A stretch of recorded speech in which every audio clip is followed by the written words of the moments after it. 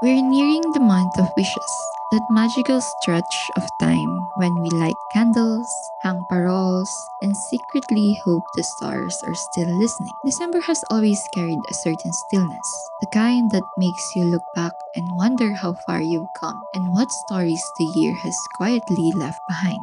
And in that in between endings and beginnings, silence and celebration, strange things are said to happen. Welcome to 12 Weird Nights, a year-ender series from the LilWeird podcast. For 12 nights, we'll wander through curious tales, forgotten legends, and wondrous oddities that glow brightest when the year grows quiet. Each story is a light, some flickering, some eternal, all leading us deeper into the mysteries that hide in plain sight. So, wherever you are right now, whether you're wrapping gifts, resting after a long day, or simply staring out your window at the night sky, this one's for you. Let's begin the first of the 12 nights with a story about wishes, stars, and the fire that falls from the heaven. This is the night of the wishing stars. Tonight, we begin with the light that falls. A streak of fire that once made ancient villages pause and priests climb the mountains to read its meaning. We call it shooting star, but in our language, we call it Bulalakaw, the firebird, the messenger, the spark that carried divine intent. In the Visayas, they said its appearance could guide migrations or foretell disaster. In Bicol, it was a prince turned to flame for love. And across oceans, other cultures saw it too. Omens, wishes, prophecies falling from the sky. So tonight, as the world once again fills with lights and wishes, let's look closer at the one that burns brightest, the light that falls, the Bulalakaw. Welcome to Lil Weird Podcast. I'm Jane, your curator and host, and tonight we open the first chapter of our year ender series, 12 Weird Nights. 12 Nights of Wonder, where we revisit stories that shimmer between the real and the unreal. Stories that remind us how the world still hums with mystery if we only listen close enough. This is night one, the night of the wishing stars. Because before we made Christmas wishes and wrote letters to Santa, our ancestors had their own way of sending hopes into the sky, not through words, but through awe. Imagine standing on a dark hillside in the ancient Visayas, long before the Spanish arrived, before even the first temples of the lowlands were raised. The night sky was a living map, each flicker and spark a message from unseen gods. And when a streak of fire tore across that map, the elders didn't call it a shooting star, they called it Bulalakaw. The firebird, the messenger, the omen. In the old stories, Bulalakaw was said to dwell on Mount Madyaas, a sacred peak rising above the clouds.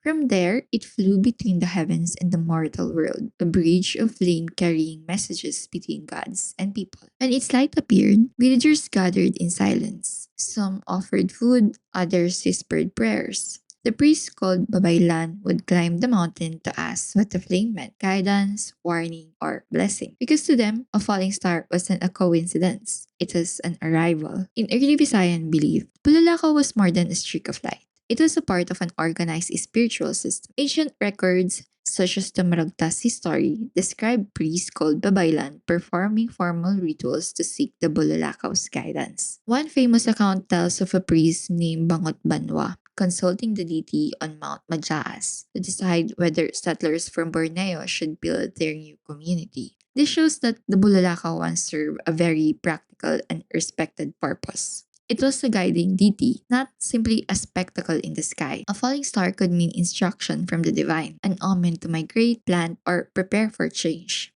In that sense, it was a symbol of transformation and survival. Over time, however, its meaning changed as outside influences reached the islands, especially during the Spanish colonial period. Stories of native gods were rewritten to fit a Christian worldview. Celestial beings like the Bulalakaw, who once symbolized communication between humans and the heavens, were rebranded as dangerous spirits. Missionaries warned that such lights were signs of illness or God's punishment. This transformation marked a major shift in how people understood the sky. What was once a collective ritual of reading messages from nature became a personal superstition, the simple act of wishing upon a star. This was described as the degradation of divination, an ancient practice of consultation turning into an individual private belief. Still, the old reverence never disappeared completely. Even today, the Bulalakaw lives on in fragments, stories of comets and falling stars that carry both fascination and fear. The myth survived because it evolved, reflecting the Filipino ability to adapt beliefs without losing their sense of wonder. Did you know that the iron in our blood came from the stars? Modern astronomy confirms that the iron in our bodies, the element that lets our blood carry oxygen, was born in exploding stars called supernovae. When those stars burst, they scattered iron across the universe. Some of that material became the earth itself. So, in a literal way, the light you see in the sky is part of us. The Bulalakaw is one of the few deities in Philippine mythology that appears in different forms across the islands. Though the name is shared, each region tells the story in its own way, changing not only how it looks but what it means. In the Visayas, Bulalakaw was imagined as a fiery peacock or bird of flame streaking across the night sky. People said that when it appeared, it brought both beauty and danger. A sighting could mean sudden illness or even death in the community. It symbolized nature's unpredictable power, magnificent to behold, yet beyond anyone's control. In the Bicol region, the story softened. Bulalakaw became a celestial prince, a tragic hero who fell in love with a mortal woman. When their worlds couldn't be united, he transformed into a streak of light, a star falling toward her village each night. This version turned the omen into a love story, showing how myths can evolve to reflect human emotion instead of fear. Meanwhile, in Mindanao, the Bulalakaw's character changed once again. Among some Maranao and Bukidnon communities, the celestial fire became connected to water and life.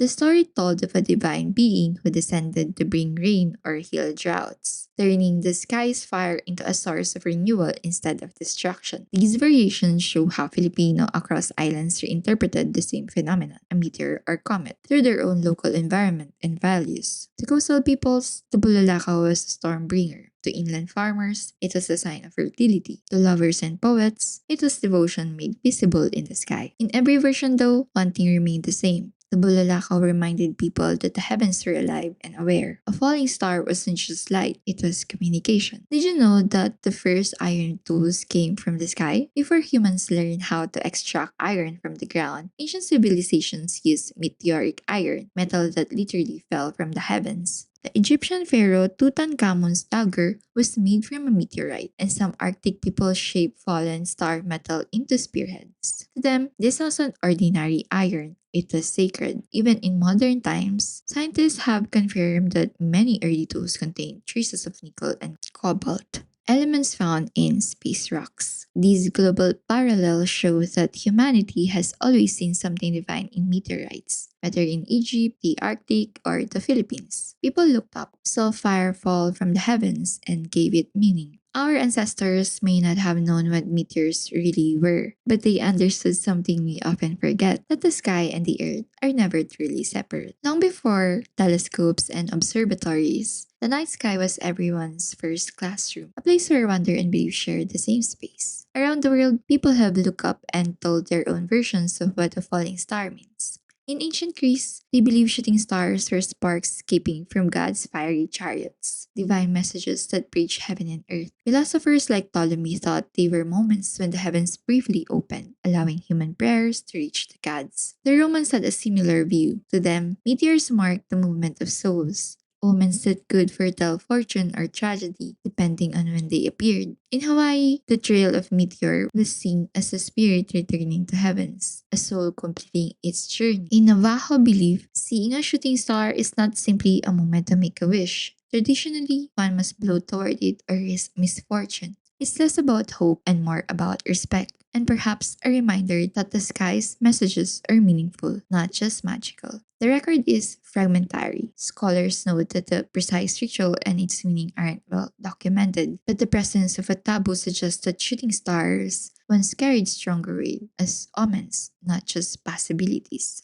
Closer to our region in Indonesia and parts of Malaysia, some say that if you see a falling star, you must not point at it, or your finger might burn because it's fire from the gods. It's fascinating, isn't it? How every culture, separated by oceans and centuries, somehow saw the same streak of light and found meaning in it. Perhaps it shows that wonder has no borders, that no matter where we come from, we've always tried to make sense of the same sky. Now, let's look at how science explains these falling lights and why what we see is far more extraordinary than we might think. When you see a streak of light race across the night, what we usually call a shooting star, you're not really looking at a star at all. It's a meteor, a tiny piece of space debris entering Earth's atmosphere at incredible speed, usually between 40 to 70 kilometers per second. The friction between that object and the air makes it burn so brightly that it briefly outshines everything else in the sky. Most of these space fragments are smaller than a grain of sand, yet they glow so intensely that we can see them from hundreds of kilometers away. And if a fragment is large enough to survive the fall and reach the ground, it becomes a meteorite, a literal piece of the cosmos resting on Earth. Every year, Earth passes through the trails of dust and rock comets left behind by comets or asteroids. And that's when meteor showers occur. One of the most visible ones is the Gemini meteor shower, which happens every December, right in time for the holiday season. During its peak, you can sometimes see more than 100 shooting stars per hour. Imagine how that must have felt to ancient people, standing under a sky suddenly filled with falling lights. No wonder our ancestors saw it as divine. Even today, we can understand it why. There's something deeply human about standing in the dark and watching the heavens collide. And did you know that meteorites might have helped create life on Earth? Scientists have discovered that some meteorites contain amino acids, which are the chemical building blocks of life. When these meteorites landed on the early Earth billions of years ago, they may have carried the raw materials that help life begin. This means that every shooting star could be more than just a pretty sight. It's a reminder that the ingredients of life itself might have come from the stars. So while we no longer see the Bulalakaw as divine bird or a messenger of fate, its essence remains the same. It connects us to the same wonder our ancestors felt, that sense that the universe is alive and that we are somehow part of its story. The story of Bulalakaw shows how much humans have always tried to make sense of what they see in the sky.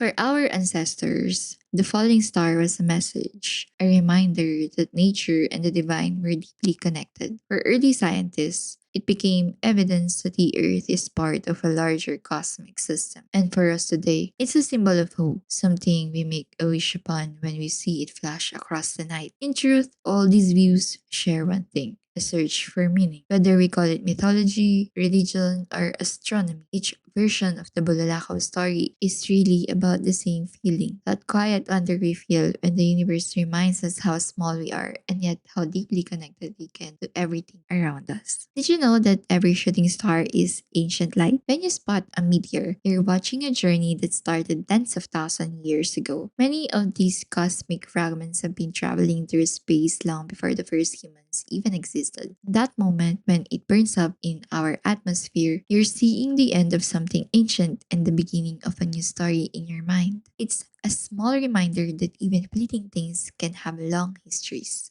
So the next time you look up at the night sky and see a falling star, remember the Bulalakaw, the fire that once guided travelers, frightened villages, and inspired myths. Whether you call it science or superstition, faith or fascination, it's all part of the same story, our ongoing conversation with the universe. We may no longer climb mountains to read the sky, but the impulse is still there every time we look up and whisper a wish. When I was a kid, I was always excited to watch the night sky. I remember sitting on our roof for hours, staring at the stars, waiting for that one magical moment when I'd finally see a shooting star. Maybe it was the thought of being able to make a wish that fascinated me, that chance to whisper something to the universe and believe, even just for a while, that it might listen. On clear nights, I'd go outside and wait. I even marked dates on my calendar whenever meteor showers were said to appear. But year after year, I never saw a single one. Sometimes the clouds hid them. Sometimes I blink at the wrong time. Maybe the stars just weren't ready to meet me yet. Then, years later, something finally changed. I was in UAE with my friends and we decided out of nowhere to go camping at Jebel Jais, the country's highest peak. It wasn't planned. We just wanted a night away from the noise of the city. I think it was probably around this month. I don't remember exactly when was that. So either November or December because the temperature has already gone down. The nights were already cold. So that evening after dinner, one of my companions, someone I didn't even know that well, invited me to lie down outside instead of sleeping in the tent. So we did. We laid a thin mat on the cold dirt and just stayed there, talking under the open sky. She started telling me about her life, especially her love story. And I remember thinking how strange and wonderful it felt, hearing something so personal from someone I barely knew. I looked up at the stars as she spoke, and suddenly I felt small, like I was staring straight into infinity. The night sky stretched endlessly, and for the first time, I understood why people once thought the heavens were alive. It was so still and yet so full of movement, so quiet and yet so alive. Then it happened. At first, I thought my eyes were just playing tricks on me. A few tiny flashes of light darting across the dark. But then there were more, one after another. They appeared for just a second before vanishing, soft trails fading into the night. I froze. I realized I was finally seeing them, shooting stars. I waited for years for that moment, and when it came, it didn't feel like how I imagined it would. There was no dramatic music, no whispered wish, just peace. Quiet, deep, and overwhelming. The cold ground beneath me, the dirt against my back, the faint sound of laughter from other people around us, the stranger who turned into a friend beside me talking about love and loss, the stars finally blinking back. It all felt perfect. And what's funny is, when that moment finally arrived, I didn't know what to wish for. I didn't even remember what I wanted to wish for all those years ago. Maybe that's what happens when we grow up. We spend so much time chasing the moment that when it finally comes, we forget why we were chasing it in the first place. I think about that night sometimes. How I spent my childhood wishing to see a shooting star. And when I finally did, I realized the beauty wasn't in the wish itself. It was in the waiting, in the possibility of having a dream come true. Maybe the universe didn't owe me a wish that night because it had already given me what I was looking for: peace, wonder, and a reminder that sometimes the things we've been hoping for all along come quietly when we're not even asking. And maybe that's the real magic of shooting stars. They remind us that even when we've forgotten what we wish for, the sky never forgets us. It just waits until we finally look up again. How about you? If you ever catch a shooting star streak across the sky, what would you wish for?